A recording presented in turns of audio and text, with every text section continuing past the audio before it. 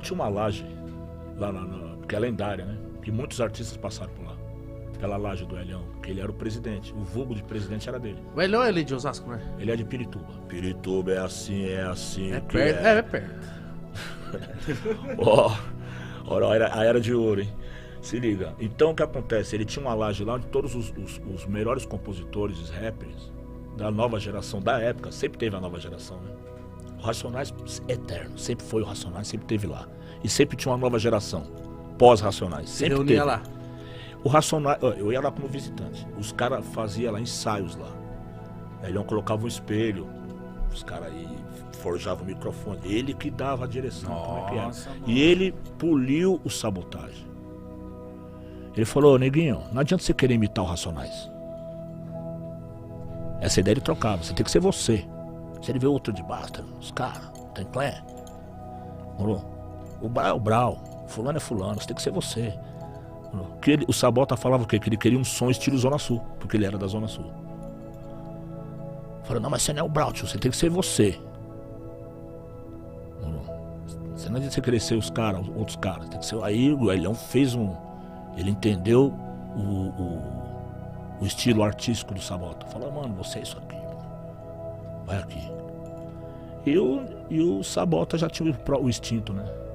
De artista por natureza. Né? Qualquer coisa que ele pegasse, ele ia fazer bem. Fosse um samba.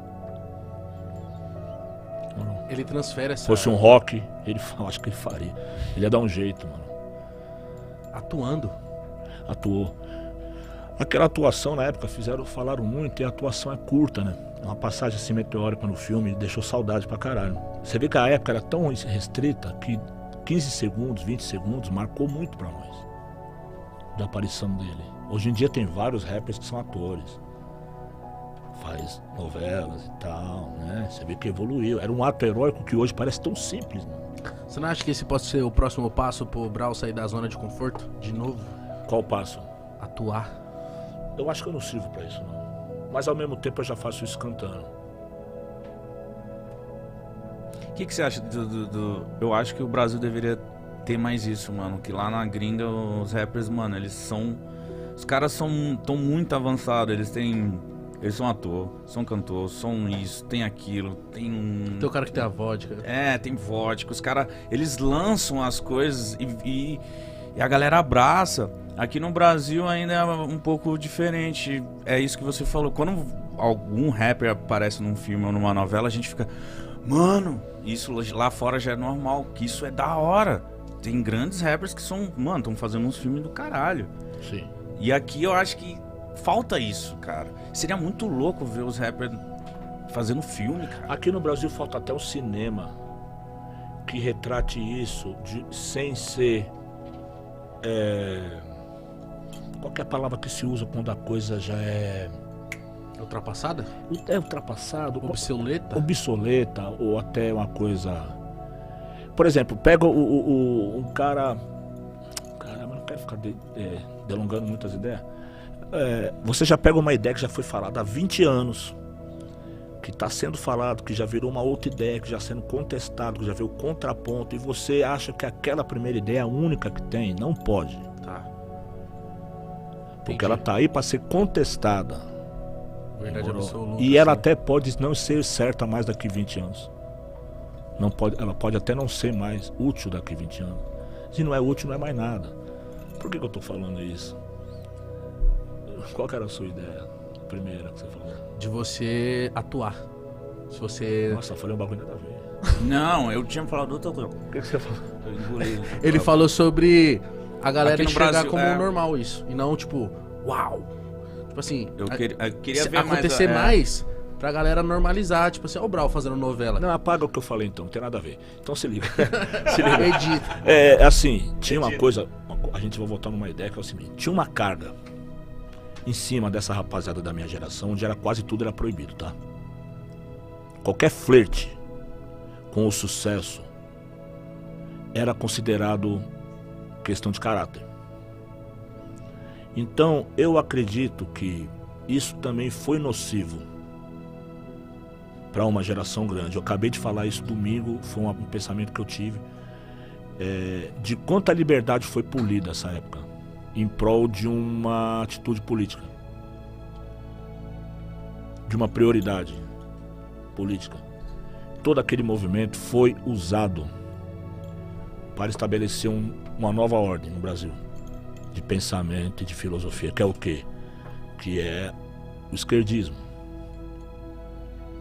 Todo aquele movimento foi canalizado para ser isso, para fazer isso. Então, se você fosse da época e não vivesse isso, você era um cara excluído do rap.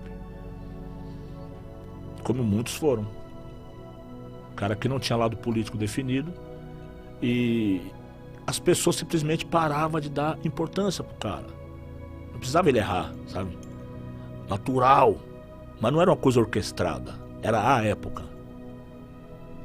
Tá? Se alguém orquestrava isso, não era eu, tá? Eu nunca estabeleci um movimento, é isso. Pelo contrário. Racionais sempre foi contraditório e muitas vezes esteve sozinho contra todos os outros, que achava que a gente estava traindo a ideia. Você acha que você foi responsabilizado por muita coisa que às vezes não tinha nada a ver com você? E por outras que tinha a ver. Fui também acusado de coisas que eu fiz também.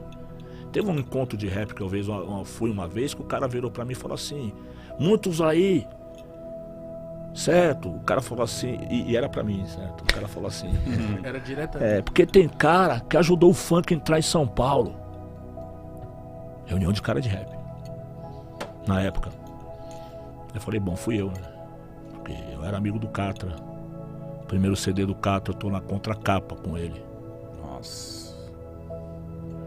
Eu tô com a roupa do Santos. O Santos não ganhava de ninguém. E eu tava lá com a roupa. E tinha toda aquela fé, aquela mística em volta, aquela fé, né? Fé em Deus. O Santos não ganhava. O Catra, o funk em São Paulo. Coisas que não aconteciam. O funk não rolava em São Paulo de jeito nenhum.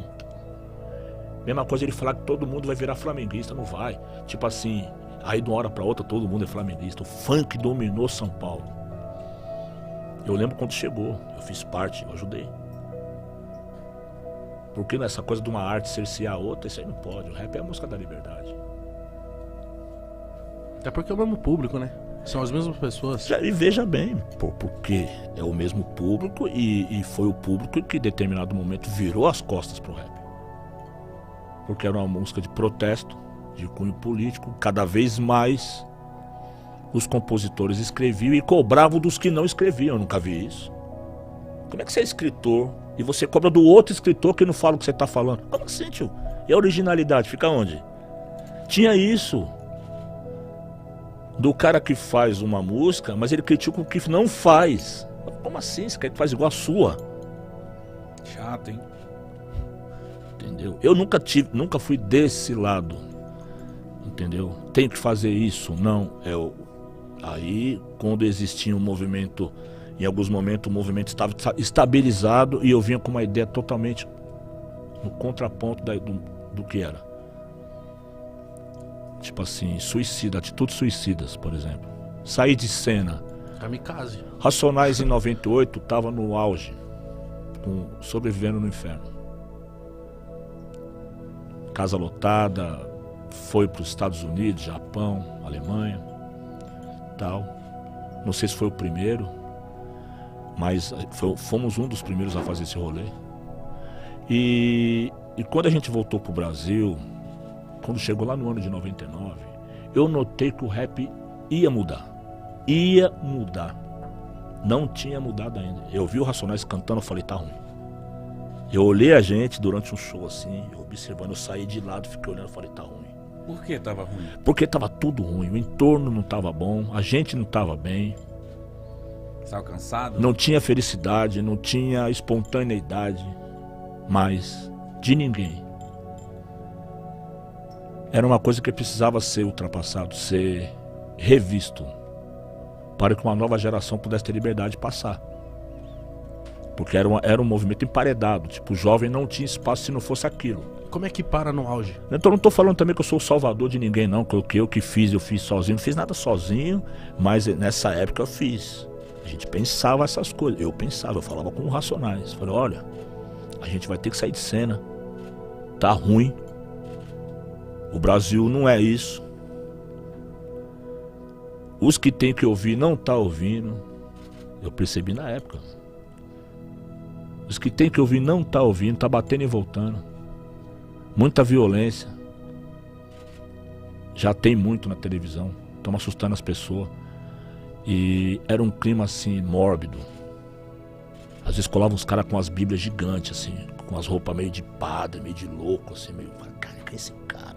O cara com a bíblia gigante no canto olhando pra mim fixamente, assim, mas esse cara vai dar um tiro em mim com essa bíblia, viado. Porque, pô, tá ligado? Umas coisas estranhas, porque o rap sempre foi extremado. No Brasil, sempre foi extremado. Ele vai do 880 rápido. Você não acha que o Sobrevivendo no Inferno também foi religião pra muitas pessoas? Sim. Ele é formato religião, você vê. Propositadamente ele parece um livro religioso, mas sincretizado. Esse livro é totalmente sincretizado. Ele começa com Ogum e e passa pelo Evangelho, passa pelo catolicismo, tem São Jorge, tem os santos. Tem todos os santos, tem todo o sincretismo brasileiro nesse disco aí, ó. De todas as religiões possíveis, tal, que tem no Brasil, né? Até o Blue fala Alá, Oxalá, Olorum ou do pé, axé. Ele não fala isso? Fala. Então, que é em Yorubá, fala o Blue poliglota, falando várias línguas. Pô, a língua africana é bonita pra caralho. O brasileiro ele tinha que aprender a falar o Yorubá, é bonito, mano. É difícil. Eu tenho um amigo que tá estudando Yorubá, o Brechó, tá estudando. Mano, o português é muito difícil.